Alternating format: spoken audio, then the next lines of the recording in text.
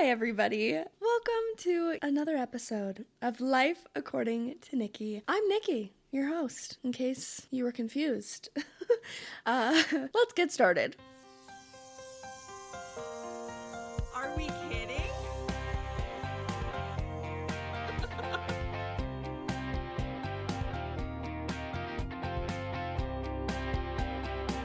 Oh my gosh, I love that. Let's start off in our usual fashion and review some recent watches. I don't have that many. I'm just going to say that off the bat. I have been busy. As much as I want to be in front of the TV all day long, I can't. It's unsustainable. I do have to make money. I have about 4 different jobs that I do. I know, this is going to come as a shock, but I do work, not just at one job, but I am on 4 different payrolls at this current moment in time. This is really my job era. I've never been in this situation before. Normally I just have one job and I stick with it for years. But, it's about time for that quarter life crisis, and I just figure I might as well dip my toe into everything and go after my passions. But oddly enough, my passions don't really pay very much, so I have to have a lot of different things going on at the same time. And I'm hoping that one day this little passion right here will be something I can make dollar bills from. Because it takes so much of my time and it is for free.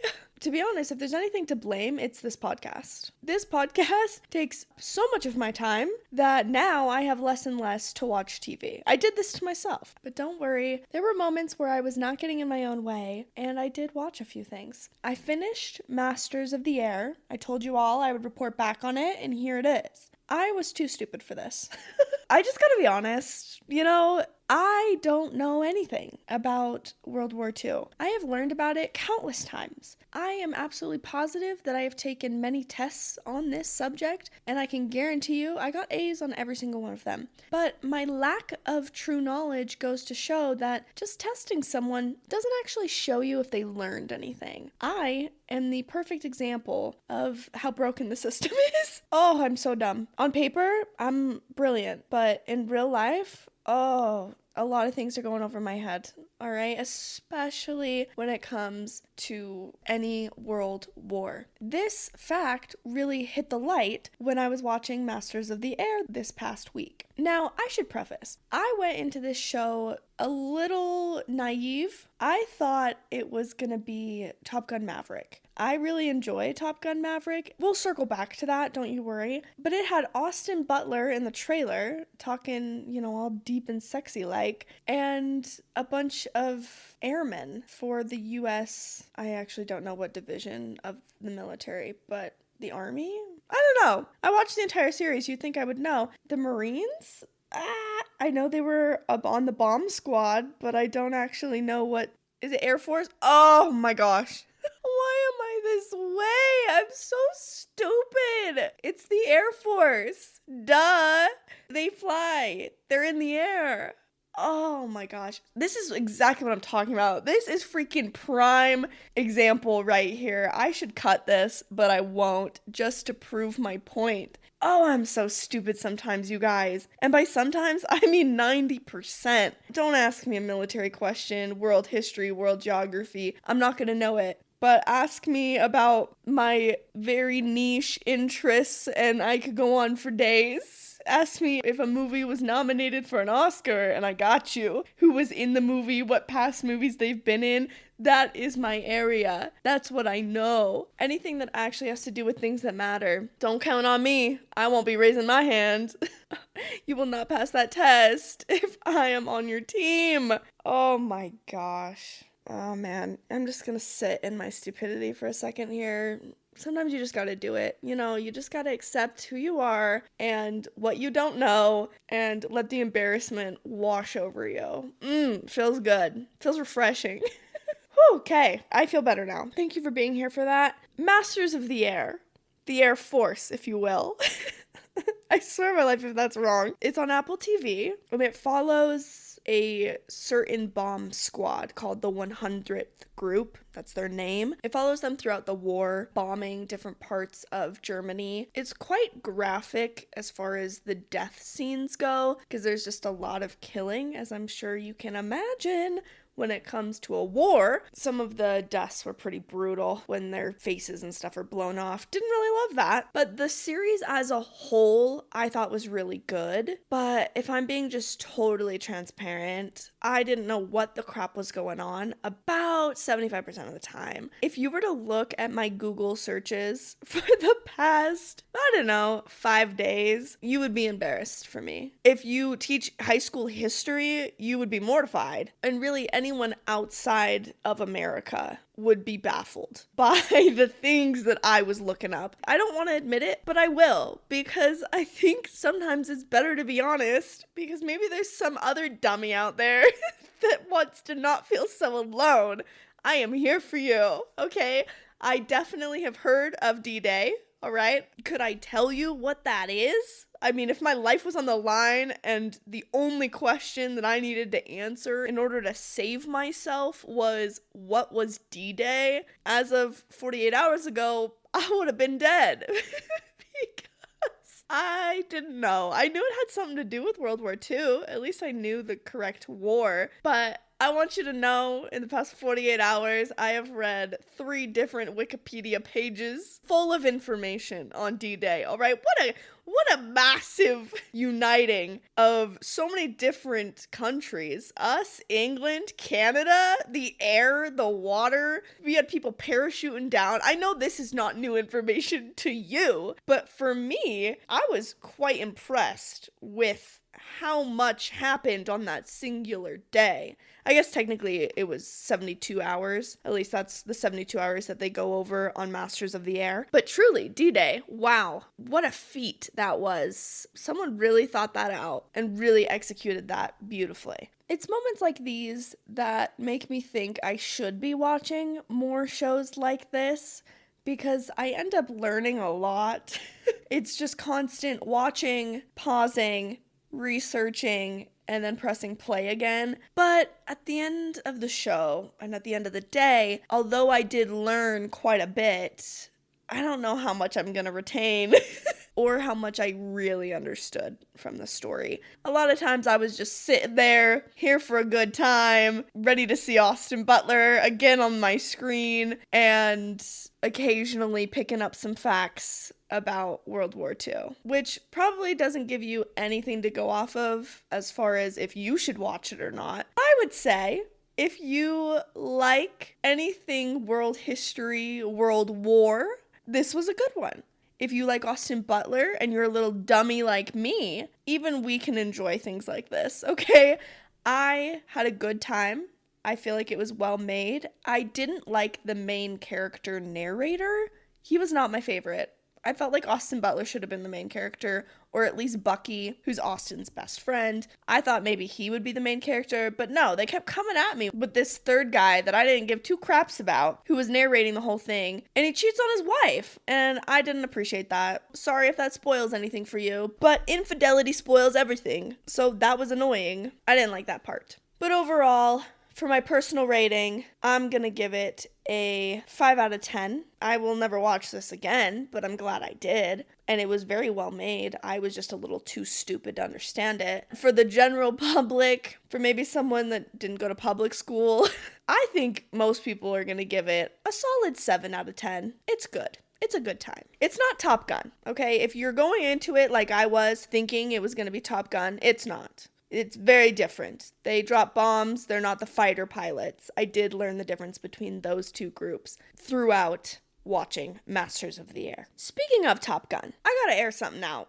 all right? Literally. But I'm bummed. Shh. That's funny. That was a pun. I'm never gonna pass up an opportunity to give you a pun. Just know that now.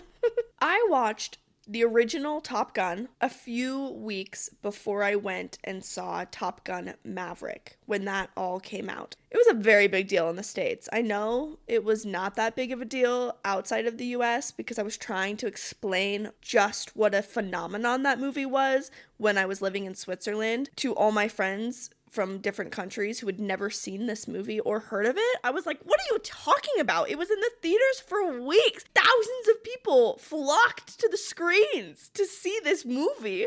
And then I remembered that it was about the US military. So I guess it's understandable that, it wasn't a hit in Finland or Uzbekistan or the UK, where some of my friends are from. I guess I can understand that. In case you were wondering, I did have them watch Top Gun Maverick. There were many people from many walks of life and many countries and cultures that did watch Top Gun Maverick. And I'm telling you right now, it is a different experience watching an America propaganda movie with people from other countries, all right? Because we just look at the military so differently than the rest of the world. And in some ways, I really like it. And in other ways, it makes me a bit weary. It's just different showing it to people of other countries. So if you happen to be on a foreign exchange in another place and you want to show them, Pearl Harbor or Top Gun Maverick or some other military movie that you like, maybe think again. Because it's not going to hit the same as it does on US soil. I'm telling you that right now. But I digress. Top Gun, when I first watched it, I felt like I was being straight up gaslit by everyone in the room. I watched it at my parents' house with my family. I am the only girl of 3 brothers. We are all very close in age. We have my older brother, Robbie, who's 2 years older than me. Then my younger brother, Michael, who's 15 months younger than me. So my mom was 5 months postpartum with me when she got pregnant with him. He's our beautiful accident child that we always joke about. And then I have another brother that's 2 years younger than Michael named Jeffrey. Those are my siblings. They are all married. I am the only single one in my family. Usually when I explain my family dynamics to people, they go, oh, this makes a lot of sense about why you are the way that you are. So if that moment is happening for you, you're welcome. I was at my parents' house and we were all watching Top Gun together because we were going to go watch Top Gun Maverick as a family the next week. This is the one sentence that kept coming out of my mouth. Can we pause? Hey, can we pause the movie real quick? Can you press pause? My brothers were going to kill me by the end because I was so freaking confused. Who is who? You cannot tell me that you're watching Top Gun Maverick, the original, the first one, and you know exactly what plane everybody is in, who's in the plane, who's talking, who the enemy is. If you say that you do, I don't believe you. You are straight up lying to me. Because I just felt crazy. I kept needing them to pause to tell me who the enemy was and who the good guys were. And I was like, which one is Maverick? And my brothers kept saying, just look at the helmet. It's on the helmet. It's written on the helmet. Bro, I can't read the helmet. It's faded, for one. The colors are muted, and they're in a plane. They're going tipsy-turvy all around. You expect me to figure out who's who? They did not make that easy for me. And I absolutely refuse to believe that there is someone that can follow that. No, I think everyone is just sitting there having a good time, pretending like they know what's going on and who the camera is showing at any moment in time when they're in the air. I also didn't understand the whole dogfight thing. Every mission was different. Who was shooting at who? How do you even tell who to shoot at? I had so many questions. No one wanted to give me answers. And by the end of watching that, I think my brothers agreed to not watch a movie with me ever again. I am this way. I watch to understand. I am not distracted. I'm not on my phone at the same time that I'm watching a movie in the background. No, I'm locked in. So if something doesn't make sense, I'm gonna ask and I'm gonna point it out and I'm gonna need those closed captions on and I'm just gonna need you to deal with that. Or tell me ahead of time that, hey, this movie's not meant to be understood on a deep level. You're not supposed to keep track of everything. They're just gonna show some stuff and just be here for a good time. I can do that, but you need to brace me for that. You need to prepare me, which is not what happened when I watched Top Gun. Everyone was acting like I was stupid because I couldn't figure out who was talking. I know when I'm being dumb, okay? I don't think I'm the only one that's not getting it here in the room, because anytime I would pause and ask, it was just deflection. It was just, play the movie. Why are you so concerned? Read the helmet. No one could actually tell me which plane was the enemy and which one wasn't, who was talking. My questions were unanswered, which leads me to believe that everyone watching the original Top Gun doesn't actually know what's going on. There. I said it. And if you disagree, I want to sit down and watch that movie with you on mute. And I want you to tell me everything that's going on.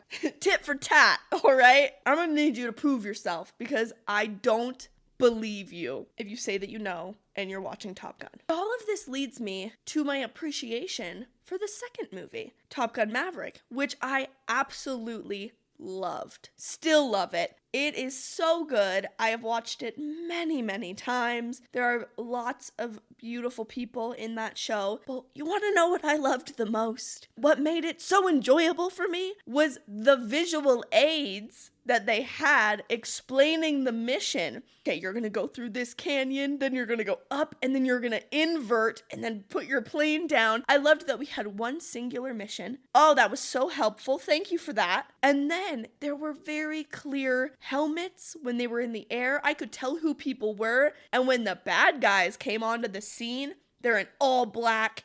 You don't know what their faces look like. I can easily, as a civilian, go, that right there, that's a bad guy. And I loved that I was able to distinguish that, and it made me feel like I was a part of it. So I want to thank Tom Cruise and everybody else who made that movie and really improved upon their faults from the first one. Because the first one, in my opinion, trash. I'm never going to watch that again. I don't care what it is for the public. It's a 3 out of 10 for me. But Top Gun Maverick, now that one is going to be a solid 8.5 out of 10 for both me and the public. It was just so good. And you want to know why we all loved it so much? It's because we could follow the storyline. We all mutually together knew who was talking, who was in trouble. It was great. If you have not yet seen Top Gun Maverick, I highly recommend putting that on the list. Get some popcorn and have a movie night because that one is definitely worth watching. Masters of the Air, optional, and the original Top Gun, don't waste your time. Unless there's some nostalgic aspect for you, just don't. This week I also watched Brooklyn, the movie. It's on IMAX. It's one of my favorite movies. It's definitely in my top 20. I really enjoy it. It has one of my favorite actresses, Saoirse Ronan. She's Irish, and she plays an Irish girl immigrating to America in the 1950s. What I love most about this movie is her love interest, Tony. Oh my gosh. I love him so much. They're so adorable together. Everything about their interactions is so cute to me. Tony is so smooth and adorable. Oh, I love him. I love him. He is definitely my type. Get me a Tony from Brooklyn, okay? So good. Now, I would feel deceptive if I didn't warn you that there is a bit of a plot twist in this movie. You get really frustrated with the main character that Saoirse Ronan plays. The very first time I watched this, it was in theaters. I loved the movie, but I also hated it. I was so upset and angry about how things go down in the middle, but as I've seen it more and more over the years, I've grown to really like it, and the filming of it is just undeniably good. I love the humor, and again, Tony wins me over every time. I can understand how some people can watch this and not love it. I would give it, for a general public, I'm gonna go 6.5 out of 10, just purely for plot. And then for my own scale, I'll have to check my website what I actually put it as, but I think I put it as a 7.5 or 8 out of 10. Here's a fun fact about this though. It's originally a book. I read this book years after I fell in love with the movie. So I had seen the movie many times. I decided that I might as well read it as well because I might love it even more. And this book was a very great reminder that the books are not always better. I know a lot of people truly believe that the book will always be better than a film, and I will die on the hill that that is untrue. Movies can, in fact, be better than the books.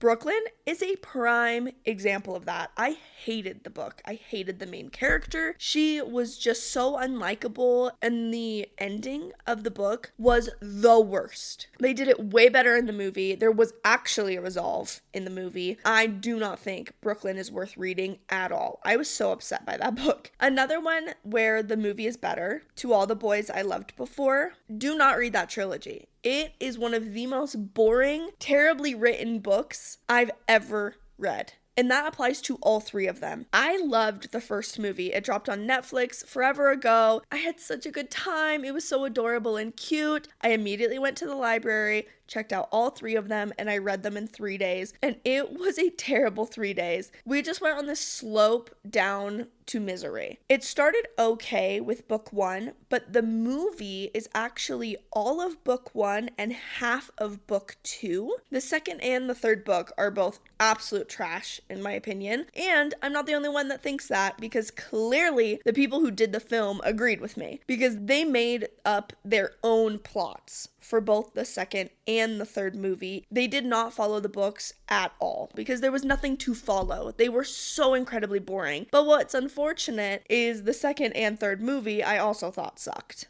So really, just the first movie was good, and then everything else was a flop for me. There's a couple others that I feel this way about, but I'll just mention those two for today. Let's take a couple minutes to talk about just a few other things that I think should be on your radar that I would like to discuss. On Netflix, All the Light We Cannot See. This is also a book. Haven't read it, so sorry, but I did enjoy the limited series. Here is my favorite part about this. It's about a blind French girl during World War II. My favorite thing about this series is they did an open casting call for anybody that was blind. They really wanted to cast someone who was actually blind as the lead, which I think is phenomenal. I love that. I love disability representation and authenticity. I think it's amazing. Well, the person who ended up landing the role, she's not even an actress. She's a PhD student.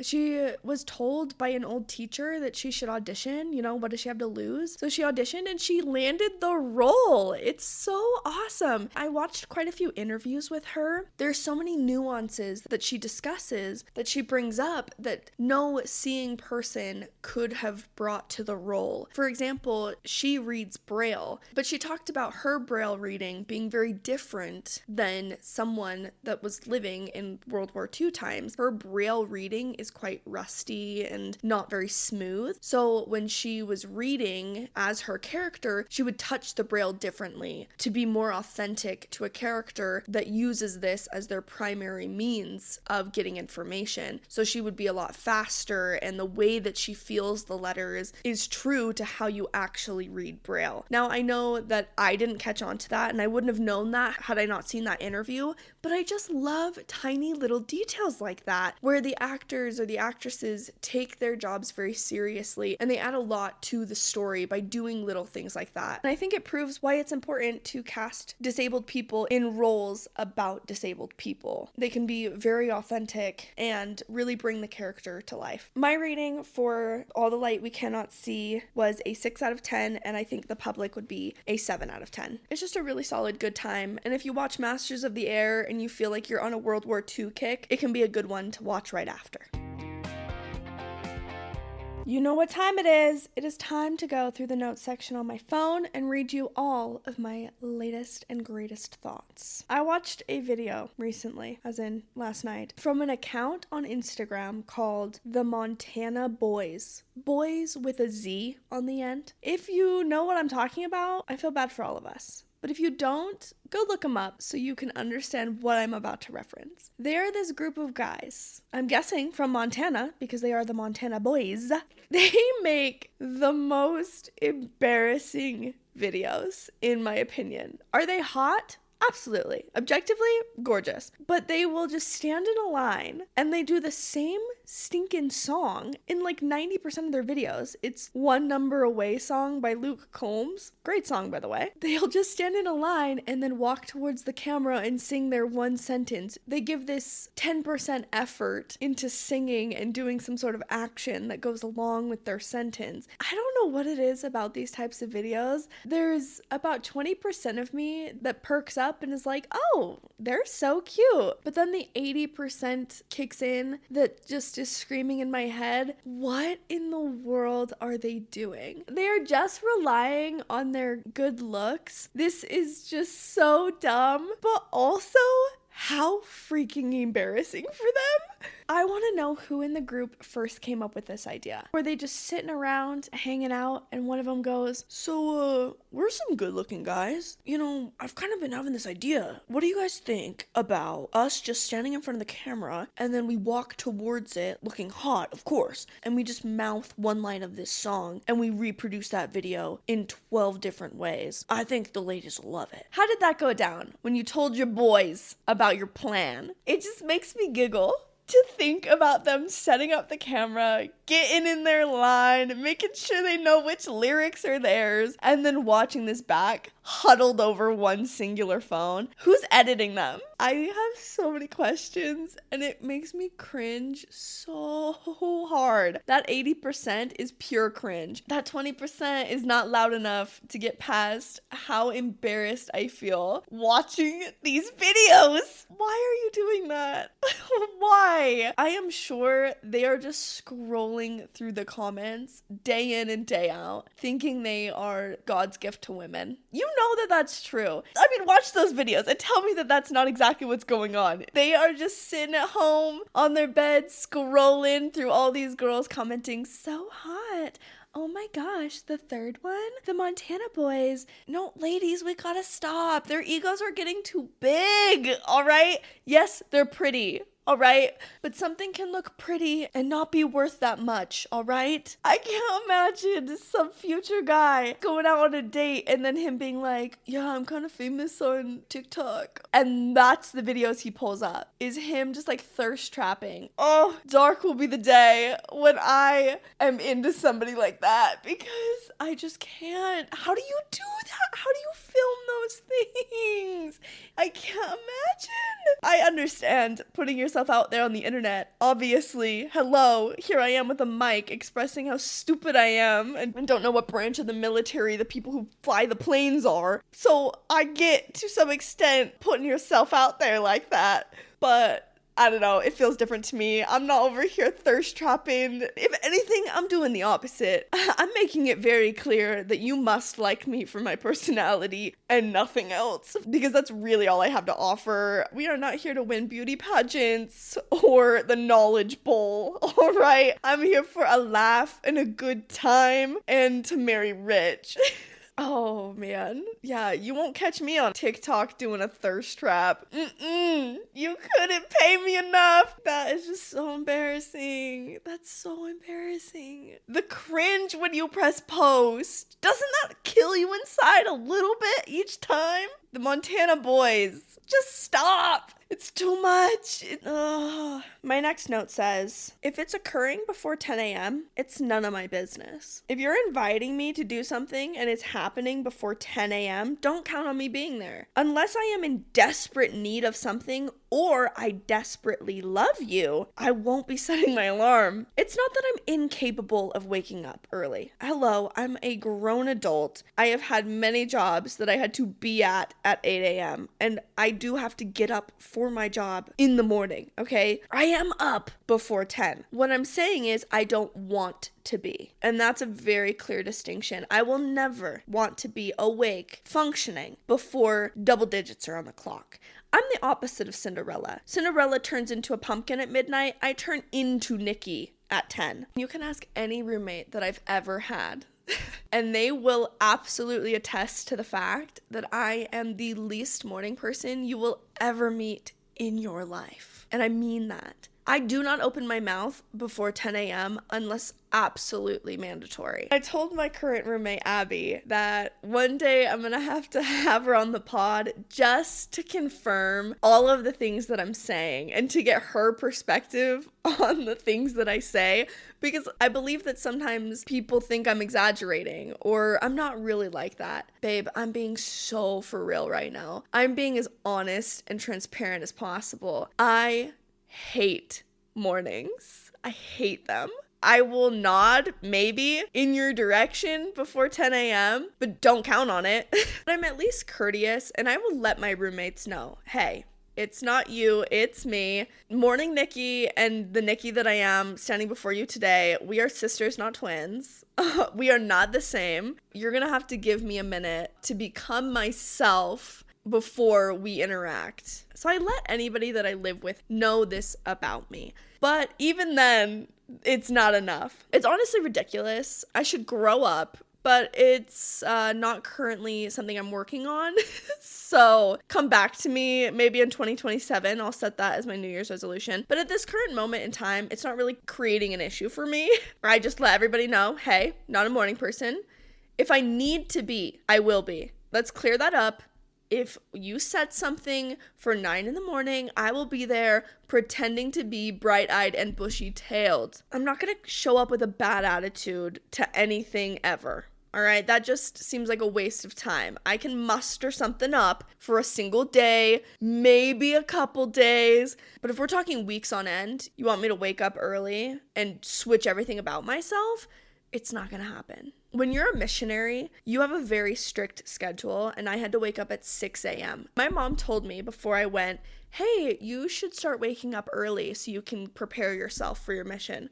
No. I knew that I was going to wake up when I needed to wake up because I'm a very responsible person when the time arrived. But I was not going to be practicing ahead of time. Why would I do that? I will let you know that I never slept in. I woke up at 6 a.m. every morning. I was very obedient, and I did that for a year. I woke up at 6 a.m., was out of the house by 6:10 to work out, because that was our rules, for 365 days. I want you to know that the day I got home, I slept that night, and the next morning I woke up at 11:30 in the morning. And I know you're probably thinking, oh, well, you were tired, it was a long day before you just got home. No. The 6 a.m. routine was gone. Wiped clean. There has not been a day since when I have woken up just naturally at 6 a.m. So to anyone out there who's spreading the lie that if you do something for long enough, then your body will just change, I don't believe that. I think some of us are made to function better in the morning. Some are made for the afternoon. And girlies like me are made to live it up at night, all right? It hits 11:30 p.m. That's my prime time. We're about to get the party started. The morning people could never. And I think that's for a reason. I think we are all made differently for a reason. So listen, you can think you're better than me all day long, waking up at 5 a.m., getting 12 million things done before I even open my eyes. Good for you. But when you're asleep at 8 p.m., I'm going to be doing all of those things that you did at 5. We just do it at different times. We can both get things done. We're both productive and valuable people, all right? You are not better than me. I am not better than you. We are different. And if you are a morning person and we are friends, I love you. But please stop planning things before 11 a.m. Thank you. There are a couple things that don't need my comments on. Things that have been talked about ad nauseum. I think Phil Collins and the Tarzan soundtrack is one of them. But here is the note that I did write. It says, everyone always talks about Phil Collins going too hard and how good his music is. And although I agree, y'all are acting like the Cheetah Girls doesn't exist. Acting like he's the only one that did that. Strut? Amiga's Cheetahs? The party has just begun? Are we freaking kidding me right now? Those songs slap. I don't care who you are. I don't care what generation you were born in. The Cheetah Girls soundtrack, that's where it's at. That is where music is, okay? They are so good. The movies leave a little to be desired, I will admit. I mean, they were produced by, Disney. It's all good. They were doing their best. But the music... You can't tell me that you watched that and didn't jam the frick out. Or even Simone in that half sombrero disc hat thing. If you've seen the second movie, you know what I'm talking about. It's at the end. Her ponytail's coming out of it, and it just kind of looks like somebody stuck a frisbee on her head, but holy crap, does it work for her? When they're singing that song at the end, you can't tell me that didn't change you in a way. Because it did. Those songs are bangers. They are. I mean, strut. You gotta strut like you mean it. Free your mind. It's not enough just to dream it. Come on. Come on. Those lyrics. Oh, them just prancing around Spain. Incredible. Iconic. And if you have not seen it, please please do yourself a favor, get some girls together and watch the Cheetah Girls, because it is worth the watch, but more importantly, it's worth the listen, because that music hits better than Phil Collins' Tarzan. Okay, I said what I said. I'm about to put you all onto something. If you are not really a big TV watcher, movie watcher, book person, but you don't want to be mindlessly scrolling TikTok, I have the solution. Have you ever seen on YouTube the Lizzie Bennett Diaries? If you have no idea what I'm talking about, immediately go look this up and press the plus sign to add it to your watch list. This was produced by Hank Green, who is very well known for a lot of different things, for his crash course videos on YouTube, all about science and just everything in the world. He is an author, but don't get him confused with his brother, John Green, who wrote The Fault in Our Stars, which, so sorry, I do not like that book or the movie, but that's his brother. This is Hank. They do a lot of things together, so I feel like they're really easy to get mixed up. Hank Green produced this series. It was released on YouTube as a personal blog, but it was actually filmed and set up like a TV series and is released on DVD. I know this probably isn't making a ton of sense, so just stick with me for a couple minutes and I will explain. You have the story of Pride and Prejudice, right? You have Elizabeth Bennet, her sisters, Mr. Darcy, Bingley, all of that. It's a famous story. We all know it. We've all seen it a million times. You've got Pride and Prejudice zombies and Pride and Prejudice this and blah, blah, blah. It's a classic story. Well, what Hank Green did, he took that story and he had a character named Elizabeth Bennet, and she is this YouTube blogger. She blogs about her life with her sisters, and there's this new guy that moves in next door named Bingley, and he's a doctor, and he has a friend named Darcy. It plays out the entire Pride and Prejudice story. It's as if you were watching someone's YouTube channel, and they're just telling you about their neighbor that they had this encounter with and all this drama. It is so good. And the videos are 3 to 5 minutes each. So it's a very fast binge. There's 100 episodes. I can't even tell you how much you were on the edge of your seat to finally see who plays Darcy, because most of the videos are just Lizzie in her bedroom blogging about what's going on in her life, and her sisters and stuff will come in. But as someone that knows the Pride and Prejudice story, you know what's gonna happen. And she keeps talking about Darcy and how upset she is at him and all this stuff. It is just the most clever way to tell a story. It is very fun to watch. It's extremely clean.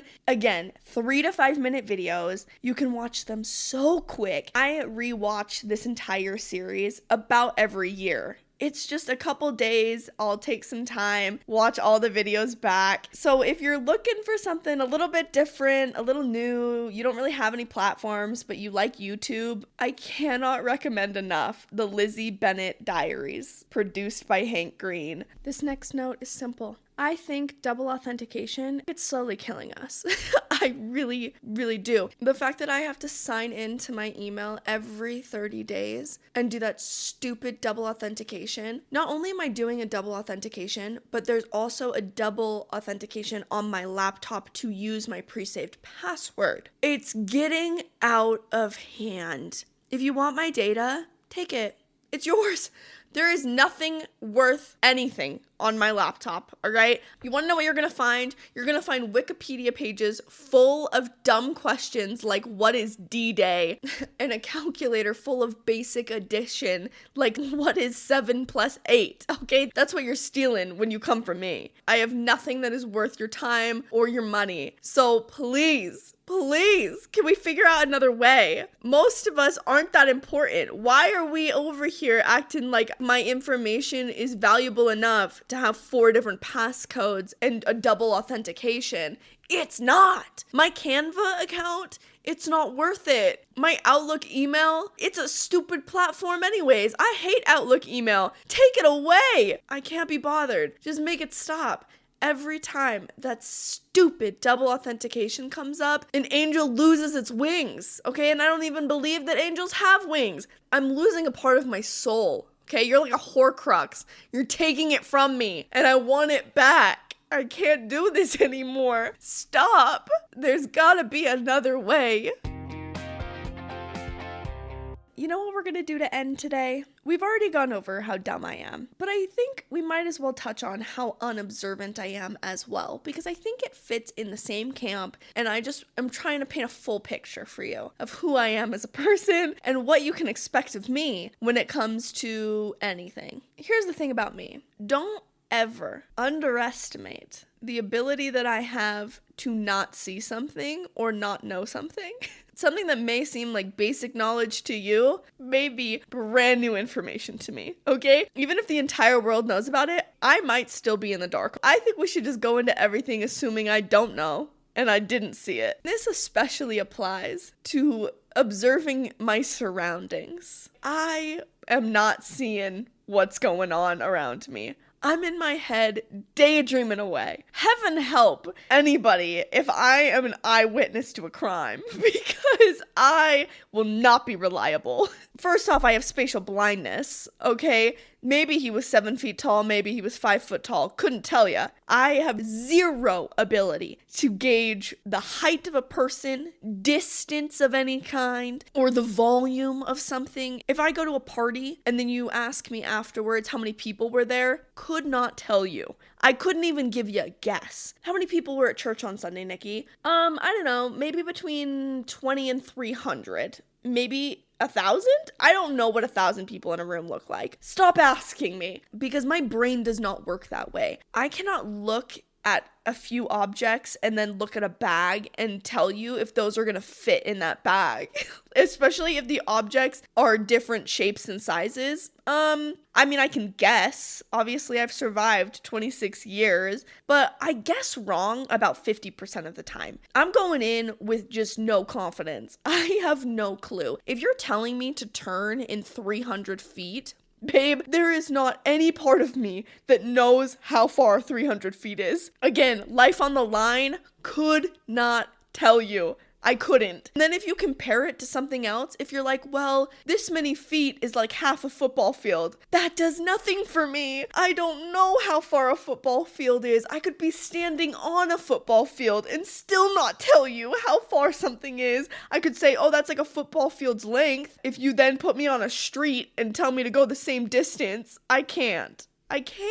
If you want to know how many marbles are in the jar, don't ask me. My brother is dyslexic, letters get mixed up or whatever. Like, his brain is just not wired to do certain things a certain way. And obviously he's figured out how to live in the world and how to find coping mechanisms to figure it out. I mean, he's literally going to med school. Kid figured it out. And I have, in some ways, figured out my spatial blindness, but not in a lot of ways. So we gotta know that off the bat. I do not have the ability to gauge distance, volume, or height. So, if I'm on the scene of a crime and something occurred, unless it occurred right in front of me, unless I heard a noise that, triggered me to turn my head and look in the vicinity of where something was going on, the chances of me observing those around me, witnessing something that's happening across the street, next to zero.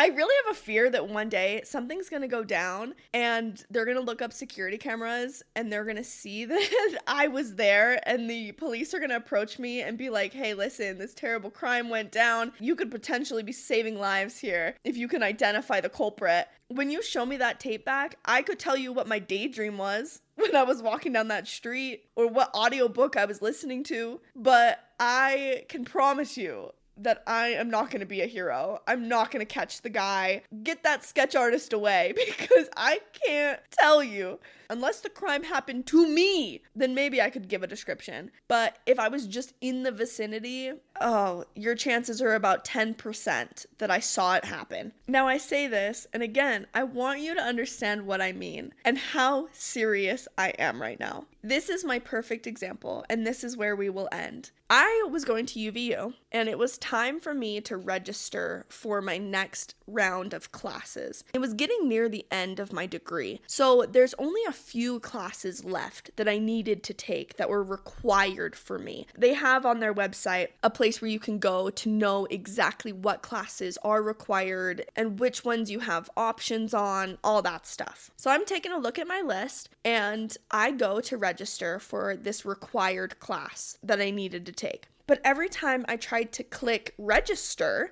it wouldn't let me. And I was getting so frustrated because I've had this happen in the past since my degree was made up. I had to get pre-approval for a lot of my classes because I took classes from a bunch of different degrees that don't normally go together. So I had to get approval from all the professors to be in these high-level classes. But this was a low-level class, so I wasn't understanding why in the world it wasn't being approved and why I couldn't register. So I spent about 2 days trying to figure out what's going on. And finally, I just think there's a glitch in the system and I'm gonna have to talk to somebody about this. So I get on with the live chat with IT. I'm typing away, being like, can you please help me? I don't know what's wrong, but there's a glitch in the system and it will not let me register for this class. Thinking that they're the problem, and if I don't get registered for this class, that's gonna be a big issue because this is a required class. I only have a couple semesters left. I need to get into this class. I express all of this to the IT guy on the chat, to which he responds, you mean this class? He lists me the name of the class. I don't even know what the name was, okay? Don't even remember. He gives me the name of the class, and I say, yes, that's correct. And he gives me a screenshot of my academic record that says that I am currently enrolled in that class. And I look at it, and then he texts and says, aren't you taking this class right now? I look at that photo, and I look at the grade that I currently have in that class. It was a 99%. Yeah, I was in that class. In fact, I had about 3 weeks left before that class was done. This wasn't even a couple weeks into the semester. This is a couple weeks before the semester came to a close. And I did not know that I was registered, actively participating in that class.